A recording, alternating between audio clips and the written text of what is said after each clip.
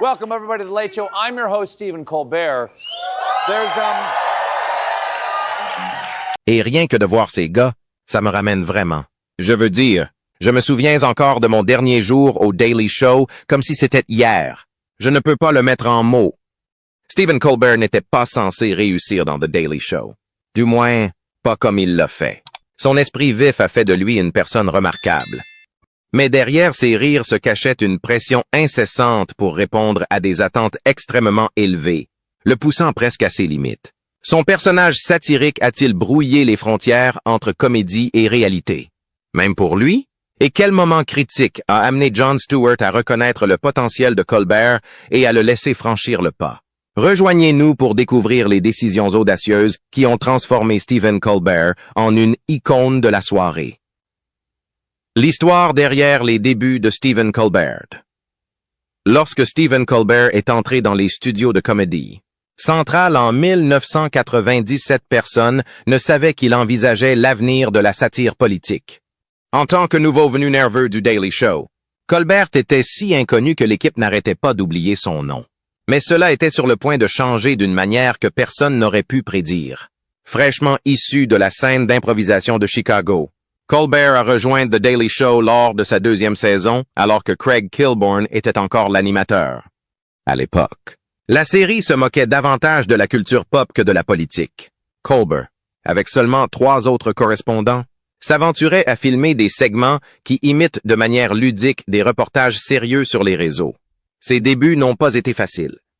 Colbert devait constamment faire ses preuves, avec l'étiquette de nouveau gars qui lui colle à la peau pendant 2 années complètes.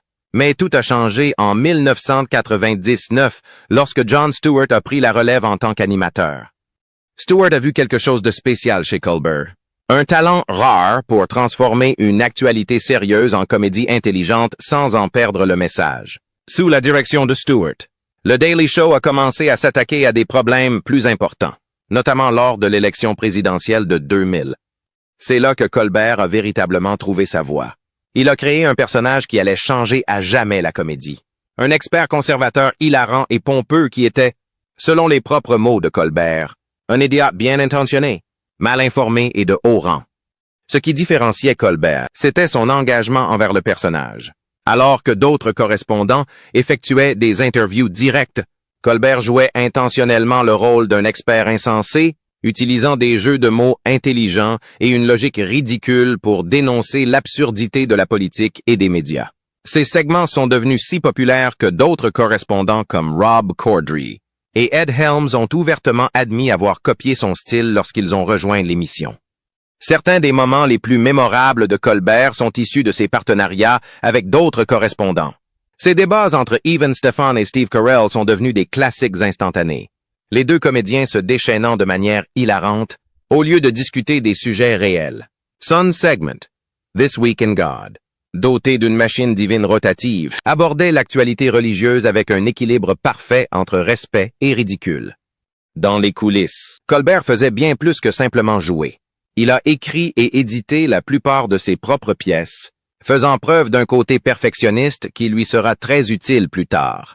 Son travail acharné a porté ses fruits lorsque la couverture électorale du Daily Show, mettant en vedette ses reportages sur le terrain des conventions démocrates et républicaines, a remporté plusieurs prix.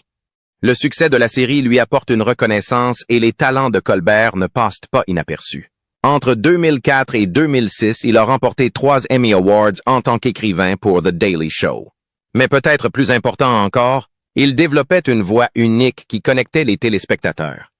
Contrairement à Stewart, qui animait lui-même, le personnage de Colbert lui permettait de souligner des absurdités politiques tout en se cachant derrière un masque de fausse sincérité. En 2005, Colbert était devenu un élément si essentiel du Daily Show que lorsqu'il a remplacé Stewart en tant qu'animateur pendant 1 semaine en 2002, personne ne s'est demandé s'il pouvait le gérer. Ces segments étaient si populaires que même des années après son départ, The Daily Show les rediffusait sous le label Classic Colbert. La chose la plus remarquable à propos du passage de Colbert au Daily Show n'était pas seulement à quel point il était drôle, mais aussi à quel point il avait changé la comédie politique elle-même. Avant Colbert, la plupart des humours politiques étaient simples. Les comédiens soulignaient ce qui n'allait pas et faisaient des blagues à ce sujet. Mais Colbert a montré qu'en faisant semblant d'être d'accord avec quelque chose de ridicule, on pouvait en fait faire valoir plus clairement pourquoi c'était faux. Cette approche conduirait finalement Colbert à créer le rapport Colbert. Mais ses années au Daily Show lui ont permis d'apprendre à perfectionner son métier. En travaillant aux côtés de Jon Stewart, il a contribué à transformer ce qui avait commencé comme une simple émission d'information parodique en un commentaire politique incontournable qui pouvait faire rire les gens tout en les faisant réfléchir. C'est difficile à imaginer aujourd'hui, mais ce nouveau venu nerveux de 1997 allait devenir l'une des voix les plus influentes de la télévision, prouvant que parfois, la meilleure façon de dire la vérité est de prétendre être quelqu'un qui ne la fait jamais. Après 8 ans passés à incarner un correspondant conservateur désemparé du Daily Show, que se passerait-il si Stephen Colbert prenait ce personnage et lui confiait l'intégralité de son émission? Alors, quand la satire a changé la télévision pour toujours. Le 17 octobre 2005, les téléspectateurs ont eu leur réponse lors de la première de The Colbert Report sur Comedy Central. La série n'était pas qu'un spin-off. C'était une toute nouvelle façon de faire de la comédie politique. Au lieu de simplement se moquer des émissions d'information comme The O'Reilly Factor et Hannity, Colbert est devenu une version miroir amusante des animateurs dont il se moquait. L'idée est venue de Jon Stewart, Colbert et du producteur Ben Carlin, qui ont remarqué à quel point le personnage du Daily Show de Colbert semblait prendre sa propre vie. Alors que The Daily Show se concentrait sur l'actualité quotidienne, The Colbert Report faisait quelque chose de différent. Cela a mis en lumière la personnalité absurde de l'animateur lui-même. Une stratégie qui s'est rapidement révélée géniale. Les téléspectateurs ont adoré. Dès sa première semaine, The Colbert Report a attiré 12 millions de téléspectateurs par soir. Comedy Central savait qu'ils avaient décroché l'or et ont rapidement signé avec Colbert un contrat à long terme. La série avait réussi à faire quelque chose de rare à la télévision. Il a créé son propre format unique que personne d'autre ne pouvait copier. Ce qui a rendu la série spéciale, c'est la façon dont Colbert a intégré sa vraie vie à son personnage. Même s'il jouait le rôle d'un expert de droite, il faisait souvent référence à son véritable amour pour la théologie catholique, la science-fiction et le Seigneur des Anneaux. Ce savant mélange de réalité et de fiction rendait son personnage plus vivant et imprévisible. La seule partie de sa vraie vie qu'il cachait habituellement était son expérience dans la comédie et le théâtre. Son personnage prétendait être allé à Dartmouth au lieu de la Northwestern University. L'émission est devenue célèbre pour ses segments spéciaux. The Word présentait Colbert faisant des arguments ridicules tandis que le texte à l'écran disait secrètement la vérité. Mieux connaître un district lui a fait interviewer de vrais représentants du Congrès, dont beaucoup ne réalisaient pas qu'il faisait une partie de la plaisanterie. Sa création de mots comme vérité, signifiant sentir que quelque chose est vrai sans preuve, s'est en fait retrouvé dans le dictionnaire. Dans les coulisses, Colbert et son équipe ont travaillé incroyablement dur pour maintenir l'univers du personnage. Chaque interview, segment et blague devaient fonctionner à 2 niveaux. Ce que le personnage pensait dire et ce que le public savait était réellement dit. Cette double couche de comédie a rendu le spectacle à la fois drôle et intelligent. Certains des meilleurs moments de la série sont survenus lorsque Colbert a emmené son personnage dans le monde réel. Son discours lors du dîner des correspondants de la Maison-Blanche en 2006, au cours duquel il a rôti le président Bush, alors qu'il se tenait juste à côté de lui, est devenu légendaire. Sa brève campagne à la présidence en 2007, uniquement en Caroline du Sud, s'est transformée en une collecte de fonds réussie pour les écoles. Même Marvel Comics s'est amusé en présentant des affiches de campagne Colbert dans les bandes dessinées Spider-Man. Au fil des années, le rapport Colbert est devenu plus qu'un simple spectacle humoristique. C'est devenu une référence culturelle. Les hommes politiques et les célébrités considéraient comme un honneur d'être interviewés par Colbert, même s'ils savaient qu'ils pourraient faire partie de la plaisanterie. L'émission a remporté plusieurs Emmy Awards et même 2 prestigieux Peabody Awards pour son excellence en matière de diffusion. Le dernier épisode, diffusé le 18 décembre 2014, était un parfait adieu. Colbert a réuni un groupe incroyable d'amis célèbres, de Willie Nelson à Henry Kissinger, pour chanter We'll Meet Again. Même Big Bird est apparu. C'était la fin appropriée d'une série qui avait changé la façon dont les Américains regardaient et pensaient la comédie politique. Ce qui rendait le rapport Colbert si spécial n'était pas seulement qu'il était drôle. c'est qu'il a appris aux téléspectateurs à réfléchir de manière critique, à la manière dont l'actualité et la politique étaient présentées à la télévision. En prétendant être exactement ce qu'il critiquait, Colbert a aidé les gens à comprendre pourquoi ils avaient besoin de remettre en question ce qu'ils voyaient à la télévision. À la fin de la série, Colbert avait passé 9 ans sans jamais briser son personnage devant la caméra. Il avait créé quelque chose d'entièrement nouveau dans l'histoire de la télévision. Une émission dans laquelle la blague devenait plus intelligente à mesure qu'elle durait, et où faire l'idiot rendait tout le monde un peu plus sage. Après 9 années passées à jouer un personnage conservateur grandiloquent, Stephen Colbert pourrait-il prouver à l'Amérique qu'il pouvait être tout aussi convaincant en étant simplement lui-même? D'armure satirique à sommité de fin de soirée.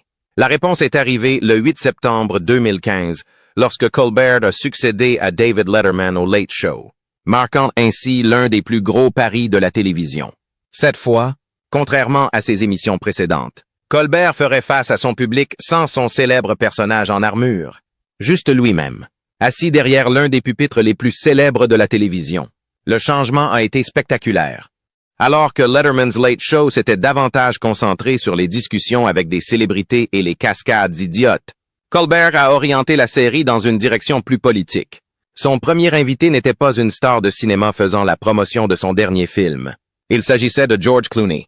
Et ils passaient une grande partie de leur temps à discuter de sujets sérieux mêlés d'humour.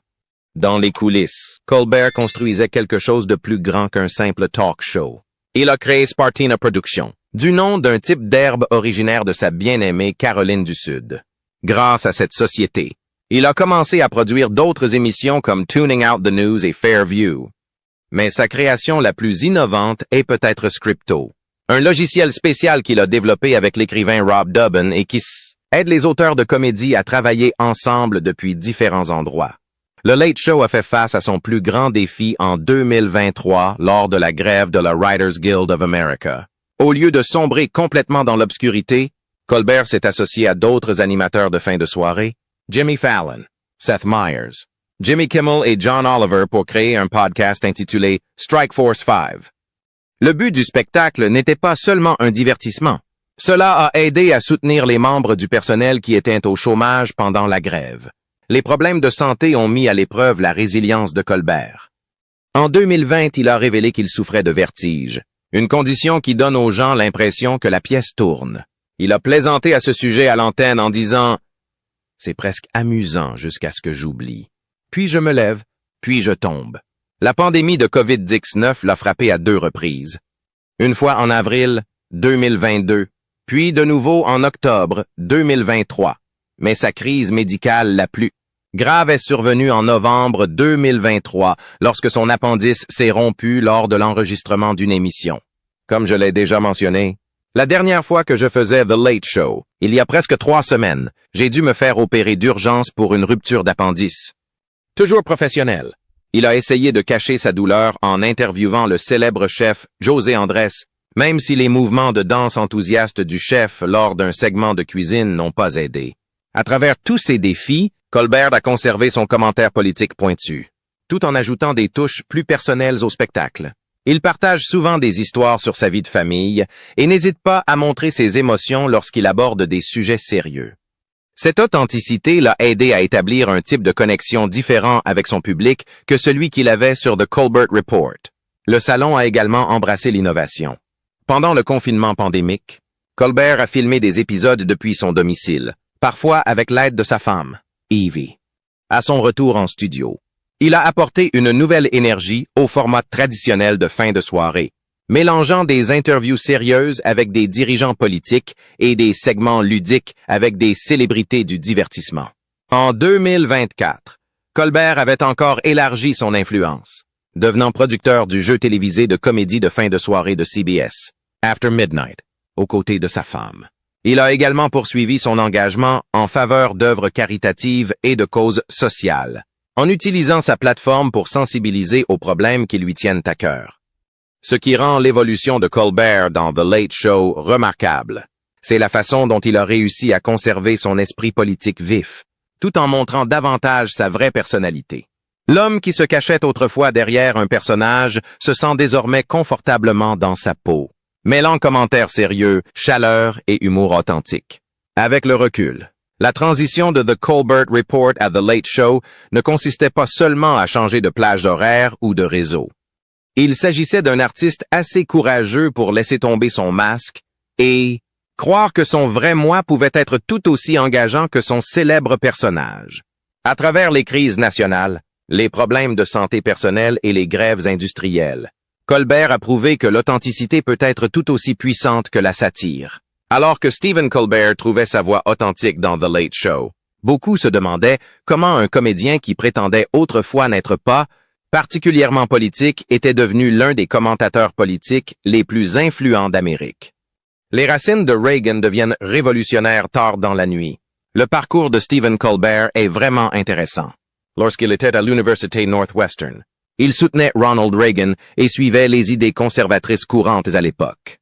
Cependant, à mesure qu'il s'impliquait davantage dans le théâtre et commençait à réfléchir de manière plus critique, son point de vue a commencé à changer. Il a commencé à remettre en question non seulement les personnages qu'il incarnait sur scène, mais aussi les histoires et les idées politiques qui l'entouraient. Au fur et à mesure que la pensée de Colbert se développait, il commença à explorer un plus large éventail d'idées qui décalèrent ses opinions politiques vers la gauche. Il s'est davantage intéressé à la manière dont le pouvoir, les médias et l'opinion publique s'influencent mutuellement. Cette nouvelle perspective transparaît dans les conseils qu'il donne à ses étudiants en improvisation.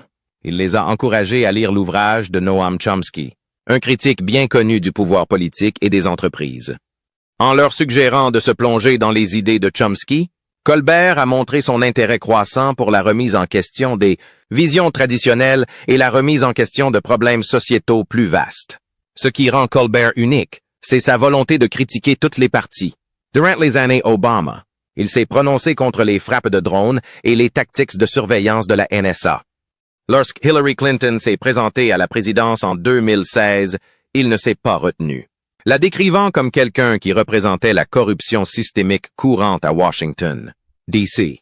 Sa brève aventure politique a eu lieu en 2007 lorsqu'il a lancé une campagne présidentielle dans son État d'origine, le Sud, Caroline.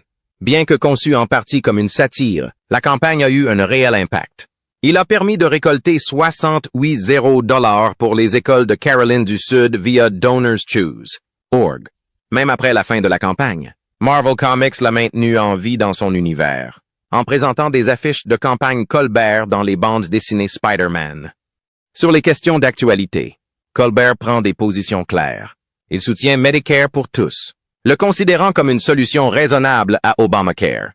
Il s'est prononcé en faveur de l'abolition du Sénat américain et s'est positionné comme pro-choix. Récemment, il s'est prononcé sur le conflit israélo-palestinien, appelant à un cessez-le-feu à Gaza après une attaque tragique contre des travailleurs humanitaires. Il a également défendu les manifestants universitaires pro-palestiniens, en soulignant leurs droits au titre du premier amendement. Les déclarations politiques de Colbert ont souvent suscité de vives réactions, y compris des conséquences internationales. En 2023, la Russie a fait la une des journaux en lui interdisant définitivement l'entrée du pays, l'accusant de propager des attitudes russophobes avec 500 autres Américains. Cette décision est intervenue en réponse aux critiques virulentes de Colbert à l'égard de la politique et des actions russes, qu'il aborde avec son esprit vif et son honnêteté habituelle. Au lieu de voir l'interdiction comme un revers, Colbert l'a accueilli avec humour, utilisant la situation dans ses monologues de fin de soirée. Il a plaisanté sur l'absurdité d'être ajouté à la liste, transformant ce qui aurait pu le faire taire en une opportunité d'amplifier son message. Pour Colbert, l'interdiction n'a fait que renforcer son rôle de commentateur qui n'a pas peur de dire la vérité au pouvoir, même lorsque les problèmes sont mondiaux, imperturbable. Colbert continue de s'exprimer sur des questions importantes, des conflits mondiaux aux droits de l'homme. Que ce soit par la satire ou par des commentaires directs, il reste déterminé à utiliser sa plateforme pour remettre en question des sujets difficiles, quelles que soient les réactions négatives. Lors de la grève des écrivains de 2023, il a affiché un ferme soutien aux droits du travail. Il a déclaré qu'il était membre de la Guilde et qu'il appuyait la négociation collective. Il a ajouté que la nation doit beaucoup aux syndicats. Ce n'était pas que du bavardage. Il l'a soutenu en créant du contenu pour soutenir son personnel pendant la grève. Après avoir vu Colbert aborder sans crainte les questions politiques et façonner l'opinion publique, de nombreux fans se demandent quel genre de personne est Stephen Colbert lorsque les caméras s'arrêtent de tourner. Stephen Colbert. Personne derrière le personnage. Derrière l'animateur de télévision confiant, Stephen Colbert se cache un père de famille avec des valeurs fortes et un lien profond avec ses racines. Sa vie personnelle est ancrée dans une histoire d'amour qui ressemble à une romance classique. Depuis 1993, il est marié à Evelyn Evie McGee Colbert, une relation qui a été au cœur de sa vie. Leur histoire a commencé à Charleston, en Caroline du Sud, lors d'une rencontre fortuite que Colbert décrit souvent comme un coup de foudre. Les deux premiers se sont croisés lors d'une première au théâtre, un événement dont aucun d'eux ne s'attendait à ce qu'ils changent leur vie pour toujours. Presque comme guidés par le destin, ils ont entamé une conversation et ont rapidement découvert qu'ils avaient grandi dans la même ville, fréquenté les mêmes écoles et partageaient même de nombreux amis communs. Ce qui aurait pu être une rencontre éphémère s'est transformé en le début d'un lien permanent. Pour Colbert, Evie est bien plus que sa femme. Elle est sa confidente de confiance et son inspiration créative. Elle est souvent considérée comme la personne qui l'aide à garder les pieds sur terre, même avec le rythme effréné de la télévision en fin de soirée. Aujourd'hui, ils vivent à Montclair, dans le New Jersey, avec leurs 3 enfants. Mais la vie n'a pas toujours été facile. Au cours de ses années universitaires et de son séjour à Second City, Colbert a lutté contre la dépression et l'anxiété. Il a brièvement essayé des médicaments, mais a finalement choisi de surmonter ses difficultés en se concentrant sur la performance et la création. La foi joue un rôle important dans la vie de Stephen Colbert, influençant à la fois ses convictions personnelles et son image publique. En tant que catholique pratiquant, il reste connecté à sa foi par la prière, la communauté et la réflexion, l'utilisant pour guider sa vie. En plus de cela, Colbert est également ministre ordonné au sein du monastère de l'Église de la vie universelle, rôle qu'il assume parfois pour célébrer des mariages et des événements spéciaux. Ce mélange de foi traditionnelle et d'ouverture à différentes formes de ministère montre sa vision large et flexible de la vie. Lorsqu'il s'éloigne des projecteurs, Colbert se plonge dans une autre passion, la lecture. Amateur de livres autoproclamés, ses goûts littéraires vont des épopées radicales de J.R.R. Tolkien au monde visionnaire d'Isaac Asimov. Les œuvres de science-fiction, fantastiques et philosophiques occupent une place particulière dans sa bibliothèque, offrant évasion et stimulation intellectuelle. Ce mélange de dévotion religieuse et de curiosité insatiable est bien plus qu'un simple trait personnel. On le retrouve souvent dans son travail. À l'écran, Colbert mêle harmonieusement idées stimulantes et humour vif, reflétant la profondeur de sa vie intérieure. Son amour pour la narration et l'exploration de thèmes moraux et éthiques apparaît fréquemment dans ses commentaires, qu'il dissèque un scandale politique ou qu'il partage une anecdote pleine d'esprit. C'est ce mélange unique de foi, d'intellect et de créativité qui lui permet d'entrer en contact avec le public à un niveau profondément humain, faisant résonner son travail bien au-delà du domaine de la comédie. Ces dernières années ont mis à l'épreuve la résilience de Stephen Colbert, entraînant une série de problèmes de santé qui auraient pu refroidir le moral de n'importe qui, mais pas du sien. En 2020, il a révélé un diagnostic de vertige positionnel bénin, une maladie qui provoque des accès soudains de vertige et de désorientation. Fidèle à son habitude, Colbert a affronté l'actualité avec son humour caractéristique, plaisantant même sur sa perspective tournante lors des monologues. Alors que le monde était aux prises avec la pandémie, Colbert a été confronté à plusieurs épisodes de COVID-19 chacun, faisant des ravages, mais n'éteignant jamais sa volonté de se connecter avec le public. Malgré les revers physiques, il est resté engagé dans son émission, diffusant souvent depuis chez lui tout en partageant des histoires relatables sur son rétablissement avec ses téléspectateurs. Puis, en 2023, un autre problème de santé est apparu, une rupture d'appendice qui a nécessité une intervention chirurgicale immédiate. L'expérience était sérieuse, mais Colbert a encore une fois trouvé le moyen de transformer l'épreuve en matériau pour ses segments de fin de soirée, en discutant ouvertement des défis, de l'inconfort et même des absurdités de ses expériences médicales. Il a transformé les difficultés personnelles en moments de légèreté et de relativité. À travers tout cela, Colbert a conservé un sens de l'humour et un optimisme inébranlable, utilisant le rire comme mécanisme d'adaptation et comme moyen de se connecter plus profondément avec son public. Sa capacité à trouver la lumière dans les moments les plus sombres l'a non seulement rendu plus apprécié auprès des fans, mais a également souligné la résilience et l'authenticité qui définissent sa personnalité, à la fois à l'écran et en dehors. Sa relation avec sa femme s'étend au-delà de la vie familiale. Ce sont aussi des partenaires créatifs. Ensemble, ils ont contribué à la création de Scripto, un logiciel destiné aux scénaristes de télévision, et ont coécrit un livre de recettes présentant la cuisine des bas pays. Evie est également présidente du conseil d'administration du Montclair Film Festival, où Steven organise régulièrement des événements et mène des discussions avec des réalisateurs et acteurs célèbres. Ce qui rend Colbert spécial, c'est la façon dont il équilibre sa vie publique et privée. Dans une industrie connue pour ses artifices, il a réussi à rester ancré grâce à sa famille, sa foi et sa curiosité intellectuelle. Selon le test de personnalité Myers-Briggs qu'il a passé dans son émission, c'est un ENFP, quelqu'un qui dirige avec ses valeurs et ses sentiments intérieurs.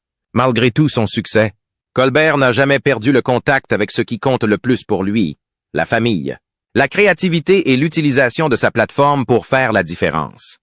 Comment les luttes de Stephen Colbert ont-elles façonné sa voix comique?